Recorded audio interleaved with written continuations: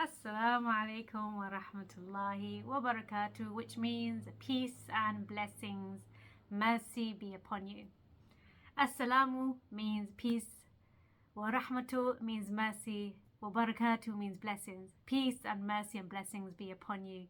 And today's video is something that is on my heart, literally just there. The words are right there and they want to come out. It's so excited to come out.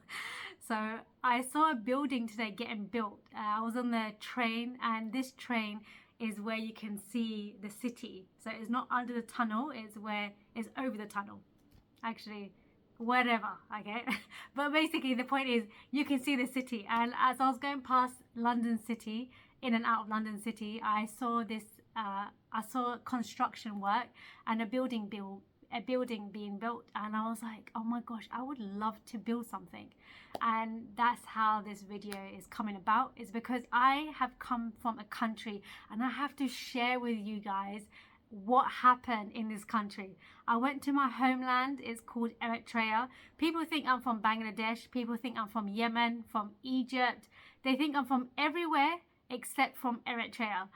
So I went to Eritrea and something remarkable happened there. And I really want you guys to listen to this with an open mind and an open heart for gratitude. I want you to increase your gratitude and your appreciation in life.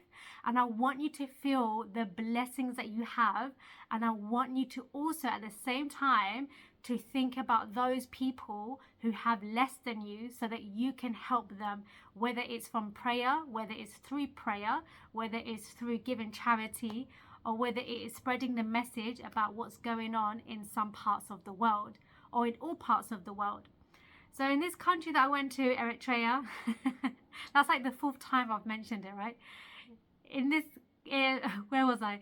So in Eritrea, when I went there for a month, oh my gosh, that month was a long month, because it's a country that doesn't have electricity 24 hours, 7 days a week.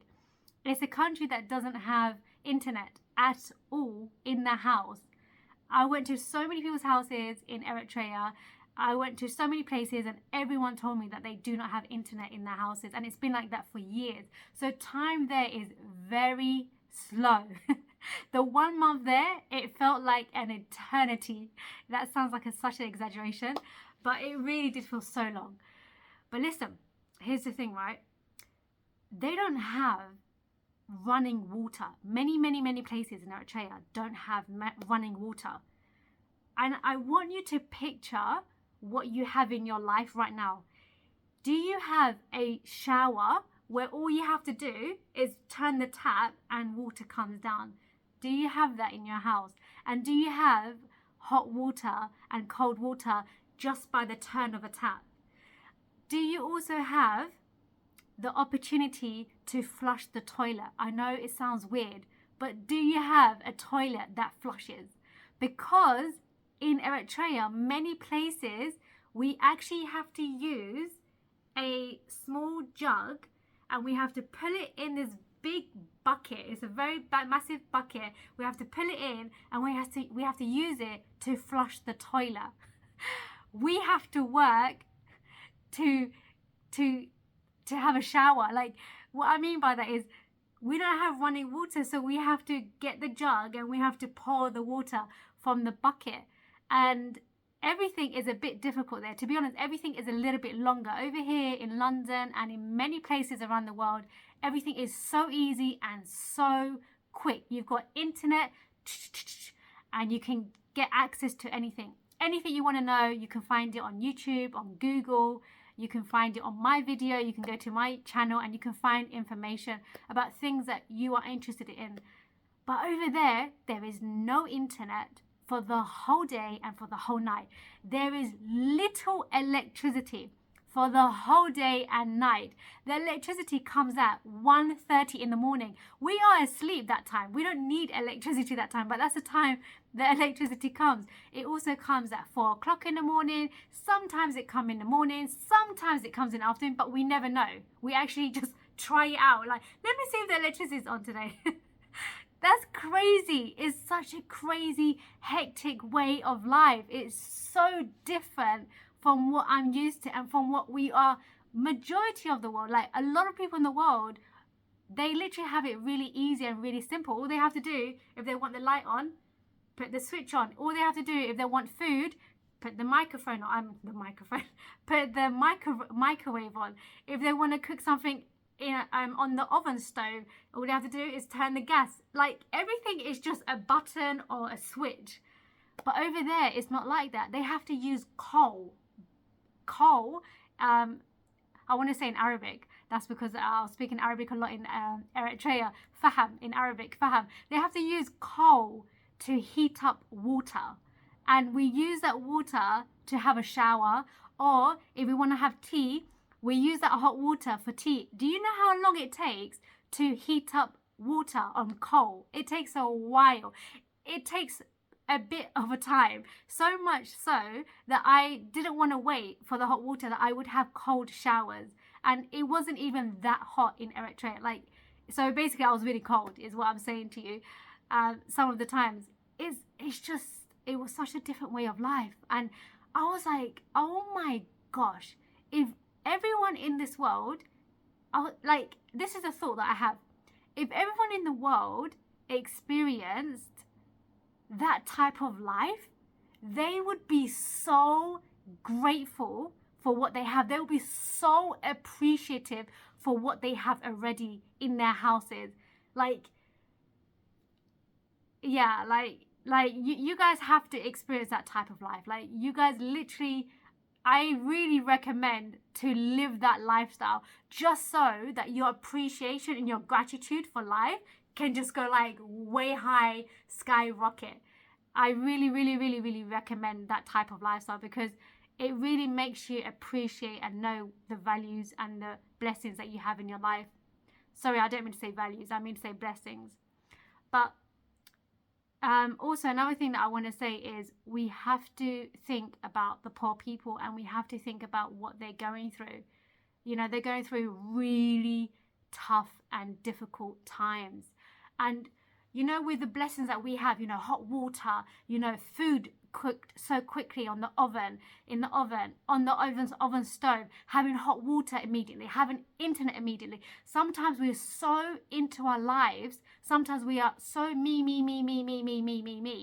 that we forget about other people who have less than us, and we forget other people who are going through a really difficult time in their life. You know, these people who are living there, that's their life, like, and that's been their life for years and years and years. I did it for 1 month and I found it so difficult. Like, out of 10, I found it 11 out of 10. I found it very difficult to live that lifestyle, and they've been living it for all their life, the Eritrean people. And it's not just Eritrean people, it's also in other parts of the world. It's in India, it's in Afghanistan, in Yemen, in Syria, in Iraq, in many countries in Africa. And also there's poverty in Britain, in America, and in the Western countries, in Australia and what have you.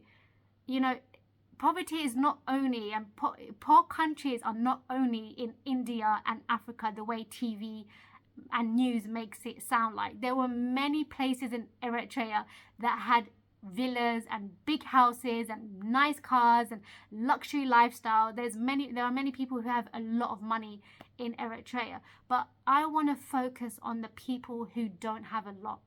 And the way I'm going to do that is I'm going to tell you guys about this lady who I met, and she literally stole my heart. She literally is in my heart, and she literally bleeds from my heart. The story that she told me about her life, it was so impactful that I have to share it, and I hope that you guys are listening all the way up until now, until the end of this video. So let's go. So I went to this place. It's a park, and it's got many restaurants and cafes. It's really, really beautiful place. It's got many trees, and I love nature. I love trees, right? And it's really dark. By the way, like I said to you, there's hardly any electricity in Eritrea, so it's very dark in this park. The only place that's not dark are the restaurants and the cafes, but everywhere else there's no light, there's no street light, okay? So I have to use my phone for the light to go to find like where I'm going, to see where I'm going. Okay, so I want you to picture that. Now, I'm walking through the park, and this lady, she's wearing a black abaya. So as you can see, I'm wearing this. It's called abaya. That's the Arabic word. Another way of saying it is dress. I'm wearing this, and I'm sorry, she's wearing that, and she's wearing a black scarf. And she says to me, "Are you Sudani?" She's asking me, "Am I from the place of Sudan, which is the neighbor of Eritrea?" And I said to her, I'm not Sudani. And then she said to me, "Are you Eritrean?" And I said, "Yes, I'm Eritrean." And then she says, "Can I use your phone because I want to make a missed call?" And she explains to me why. She says to me it's because her sister was meant to book her ticket for next Wednesday, but instead it was for 2 weeks later. And so she really wanted to find out why that is. So I said to her, "Yeah, are you going to do the missed call in Eritrea? Is the number that you're going to call in Eritrea?" And then she says to me, "No, it's in Saudi Arabia." So then I paused, and I was like, oh no, like, oh my gosh, like, it's not my phone and it's not my credit.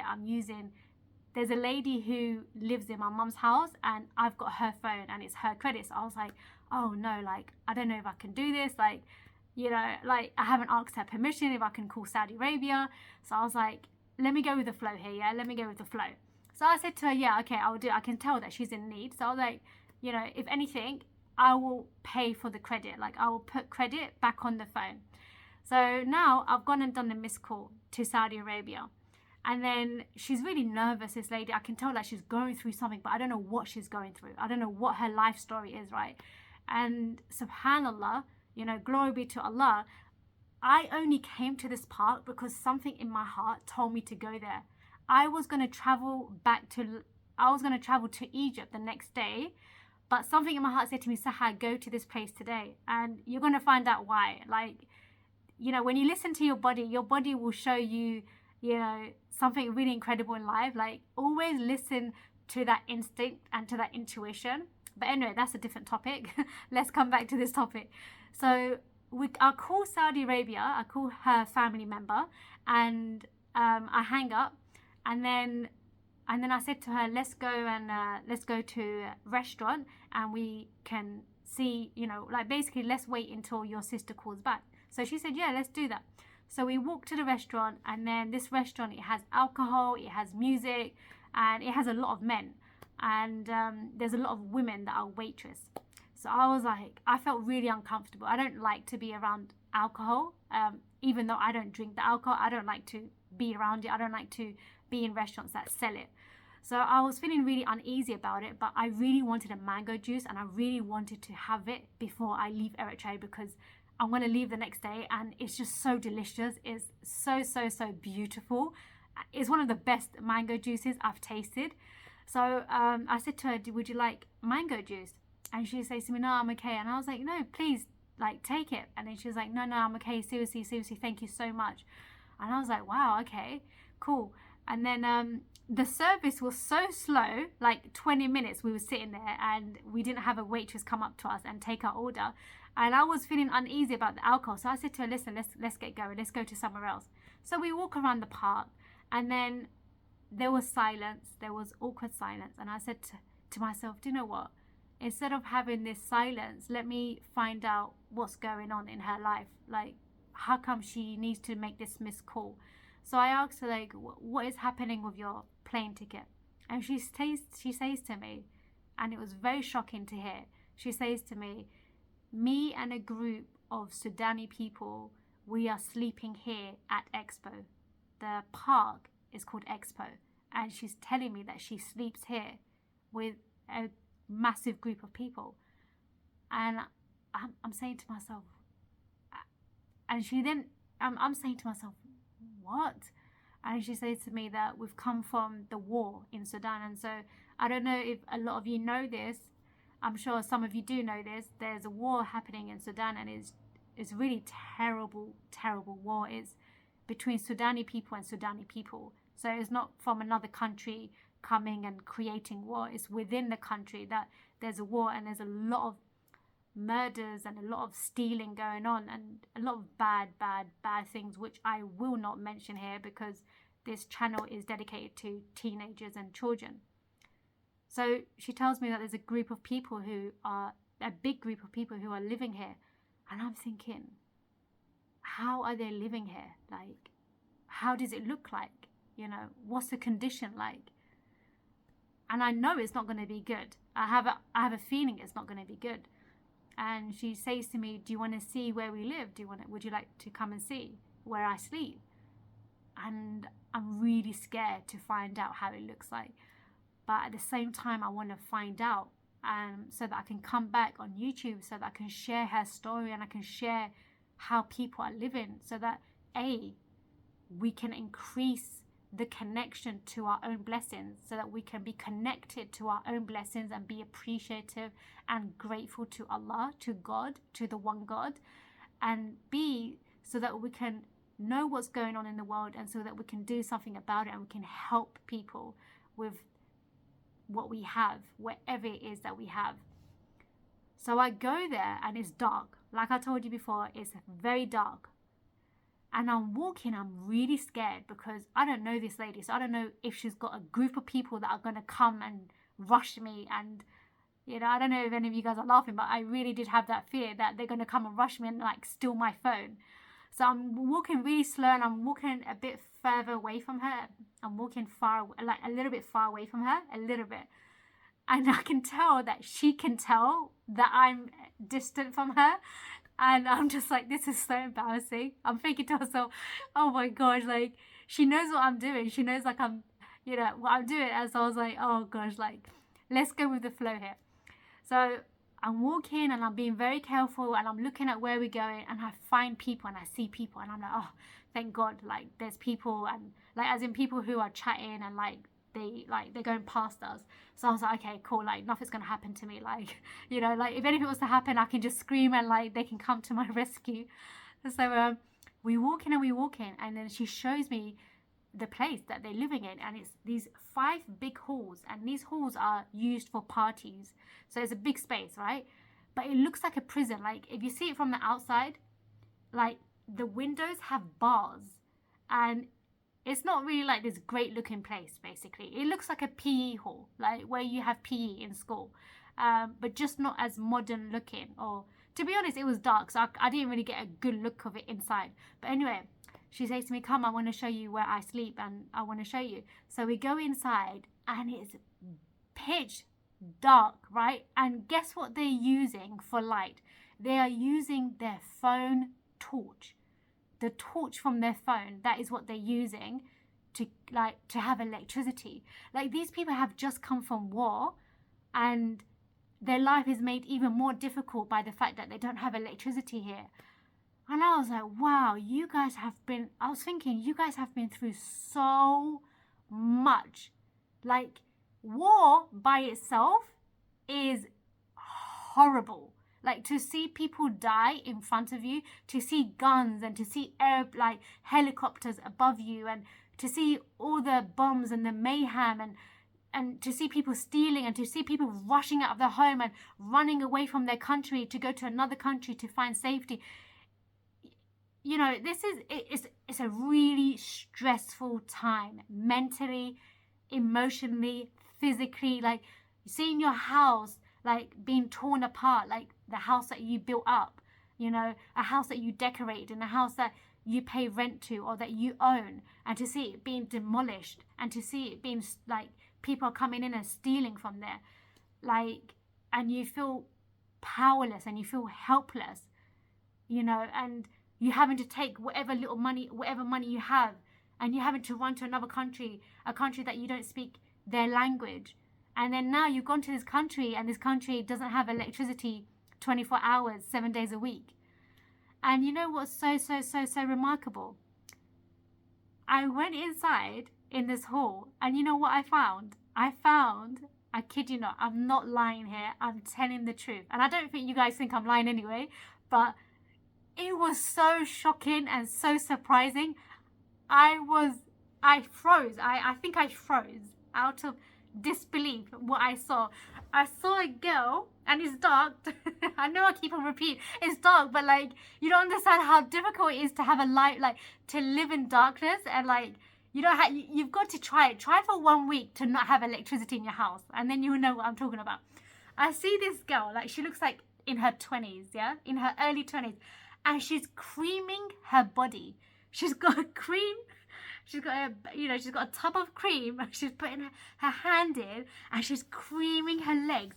I swear, she's creaming like it's her wedding tomorrow. Like, she's creaming like she's not in darkness. She's creaming as if she's not come from war. Like, she has literally ignored everything that's going around her, and she's taking care of her body. You know, like, whatever dryness that she had on her skin, she's moisturizing it with lotion. And I was like, wow, what strength, what strength. And it gets better. It gets absolutely better. I go outside, and it's another park. It's basically greenery outside. Like I told you, it's a massive park. It's a park, and it's a massive park.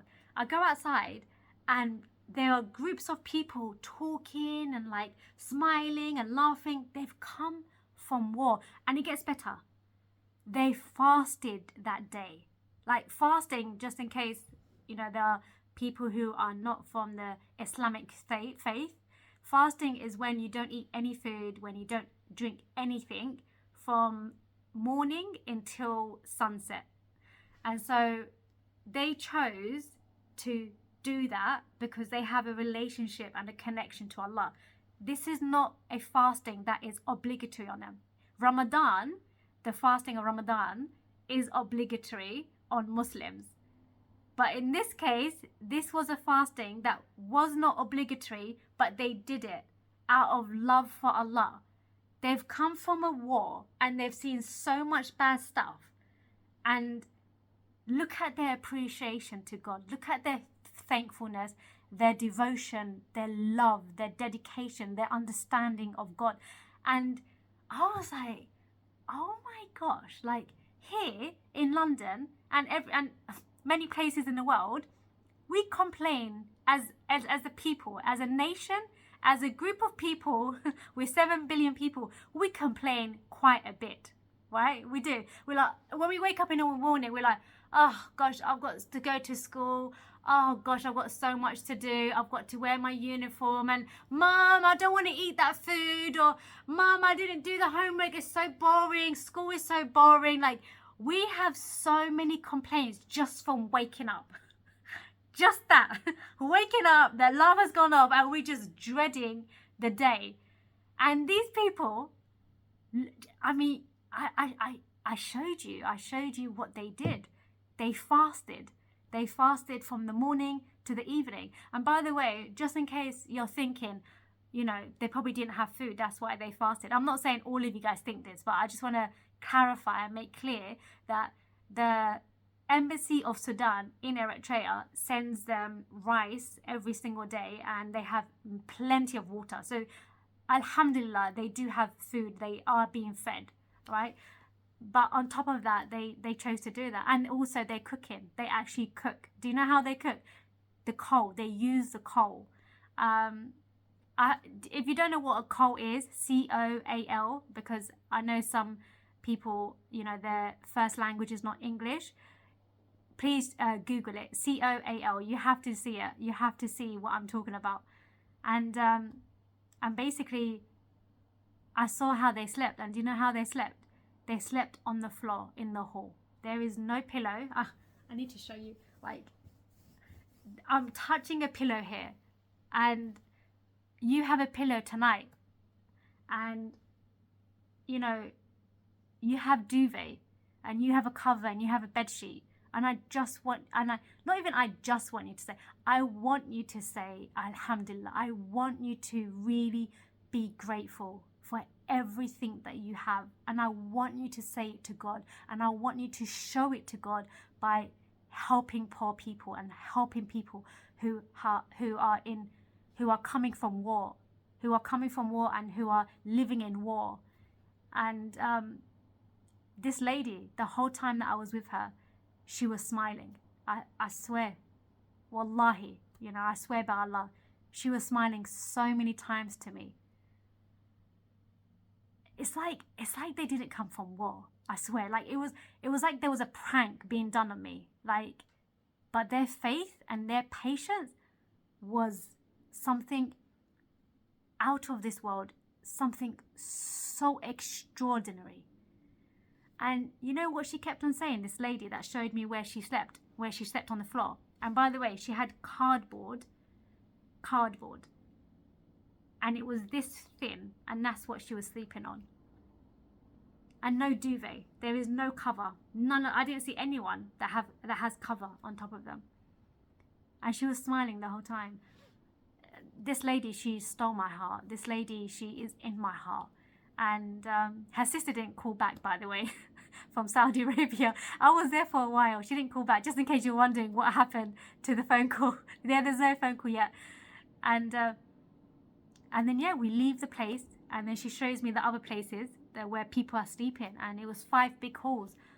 And I looked at it and I was like, I was really saddened by it. And I was really shocked that that's how people are living. And it really put things in perspective to me, you know, for the blessings that I have in my life.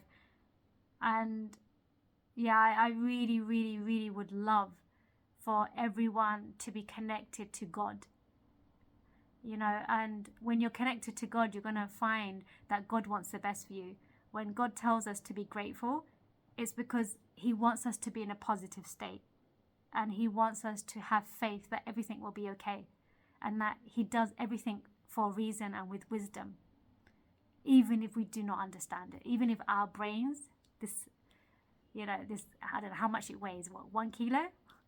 Don't laugh at me if that is incorrect. God wants us to be in a positive state. And you know how to be in a positive state? Is by thinking about your blessings and being connected to your blessings. And being appreciative and being grateful. And then also with that, saying to God, thank you, God. Thank you for giving this to me. And thank you for giving this to me without me asking you. You know, none of us asked before we were born. None of us asked for eyes and for nose and for mouth. And God gave it to us. God gave us so many things. Like for just one blessing, one blessing has so many blessings. Like our eyes is one blessing, but within it, there are so many blessings. We can see color with it. And seeing colors, it makes us happy. When we see the blue sky, when we see the white clouds, you know, we get so happy. When we see the sun and the color of the sun, you know, when we see the color beige and cream and pink and blue, whatever it is that your favorite color is, it makes us feel good. That's just one thing that the eye can do. Another thing that the eye can do is that it can show us where we're going and it can give us ease so that we're not tripping up on stuff. There's just so many things the eyes are doing for us. The eyes are doing so much. So, you know, God says in the Quran, he says that we will never be able to count the blessings of God. You know, so I want you to remember that next time you're complaining about anything, you know, and you're complaining a lot, I want you to remember that. I want you to be in touch with that, and I want you to be connected to that. And I'm not saying that we're never allowed to complain, because we are allowed to complain to God about things that we are going through. There are difficult times that we go through as human beings. I'm not saying that we are never allowed to complain, but who are we complaining to? You know, that's the question. So it's great to have a relationship with Allah. And you probably, if you're wondering what happened with the phone call, the answer is I called back again. And you know, when I called back, you know what the lady said to me? Because I said to her, I'm not going to do a missed call. I'm going to actually call. Like, I want to give you the phone so that you can speak to your sister. And she, you know what she said to me? She said to me, no way, Sahad, do not do that. Please, no. It's going to be too much for you, like too much money for you. Can you believe that? She came from war and she's thinking about my credit. Instead of thinking about her situation and how she wants to be desperately out of her situation. Look at the generosity of her heart and look at her consideration for me and my credit, which, by the way, is not my credit. Like I told you, it's the lady who I live with.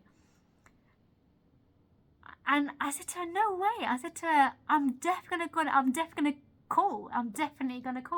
And we went back and forth. And then anyway, do you know what I did? So that I can, so that I can nip, so that I can, you know, like, so that the conversation can, you know, be done. I said to her, Wallahi wa Rabbil Kaaba.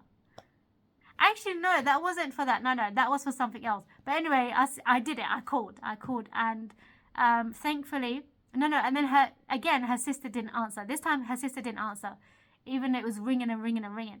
And then later on, she calls, her sister calls back, and I give the lady money. And as I'm giving her the money, she's like, no way. And we do the whole thing again. You know how it was with the phone call? She was like, do not phone her. Only give her missed call. The same thing happened with the money. And I was like, what beautiful person you are. Like, I was so blessed to have come across this lady. Like, if there was a word that I would put next to her, the word is faith. This lady has tons of faith in God, and she has so much dependence and trust in God. Like, you know what she said to me? She said to me, no, I don't need the money. I don't need it. My sister sent me money. And I said to her, but maybe you will need it when you travel. Maybe you will need it. And she was like, no, she sent me money. I don't need it. I said to her, okay, maybe you will find people who are in need of the money so you can give it to them. And she was like, no. And then anyway, I said to her, Wallahi wa Rabbil Kaaba, you're going to take the money. Which means, I swear by Allah, the Lord of the Kaaba. The Lord of the Kaaba, which is, you know, in Saudi Arabia, there's a place called Mecca. And in Mecca, there's a place, that we go around as Muslims. That's called the Kaaba. You can Google it. K-A and then apostrophe B-A. Or you can just type in Mecca. You will find it. If you type in M-E-C-C-A, Mecca in Saudi Arabia, you'll know what I'm talking about. So yeah, when I swore by Allah that she would take it, she took it. But man, you know, her faith, man, it did something for me, and I wanted to share it. So I hope that, you know, this will inspire people to be more grateful and to know what's really going on in other parts of the world and what people are going through with no internet, no electricity, hardly any electricity, not little water, but like their water. Do you know when the water comes? It comes every 3 weeks. Their water comes every 3 weeks. So basically, do you know what that means? They can't wash their clothes until the water truck comes to their area. I'm going to post it. Do you know, I'm going to actually post you the video. I will do that inshallah this week. So I can show you like how the water truck looks like and how the big bucket looks like.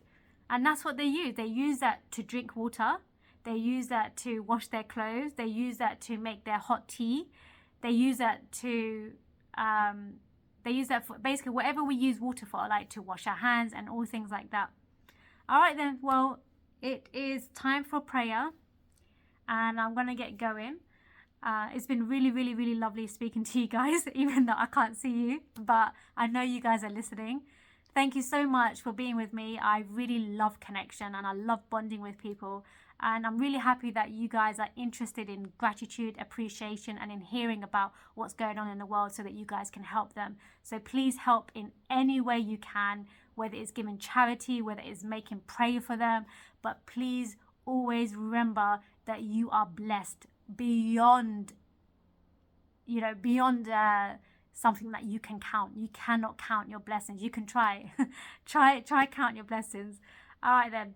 Assalamu alaikum wa rahmatullahi wa barakatuh. I'll stop it here. Take care.